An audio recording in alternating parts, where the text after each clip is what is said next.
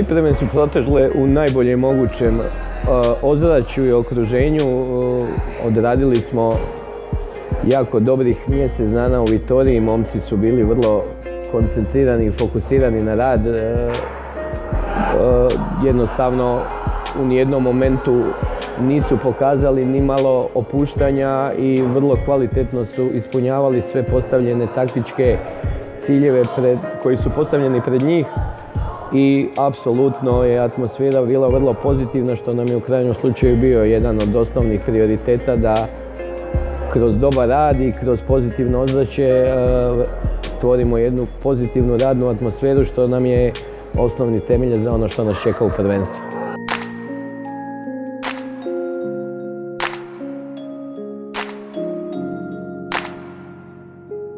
Apsolutno, protivnici protiv kojih smo igrali su bili najvišeg mogućeg nivoa, dakle ekipe iz prve i druge španjolske lige, odnosno iz treće, što je bio i nekakav cilj da imamo različite nivoe ekipa u pripremnim utakmicama.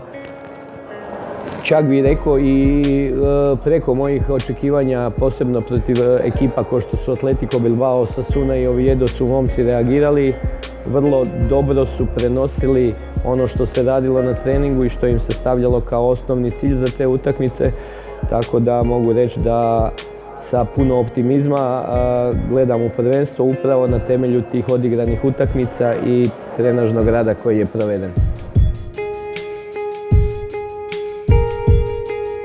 Pa dobro, dosta igrača je otišlo, da, doveli smo novih 4 igrača ako se ne varam i momci su se vrlo dobro oklopili, igrači koji su ciljano probrani i po poziciji, a rekao bi i po svojim karakternim osobinama, tako da su vrlo dobro se uklopili ekipu i prionuli radu i bit će sigurno osvježenje, a ja se nadam i pojačanje u tekućem periodu prvenstva.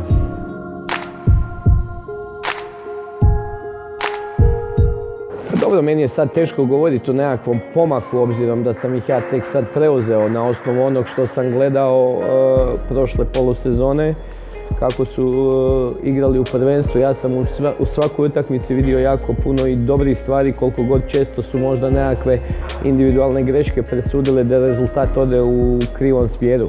Tako da smo i fokus upravo stavili na te segmente da probamo smanjiti razinu individualnih grešaka, da probamo biti homogeniji u linijama i mislim da smo u dobrom dijelu uspjeli. Naravno, to sve treba nadograđivati kroz trenažni rad između utakmica, iz utakmice u utakmicu probati pokušavati biti sve bolji i bolji i stvarati određene automatizme koji će onda i determinirati manji broj individualnih grešaka.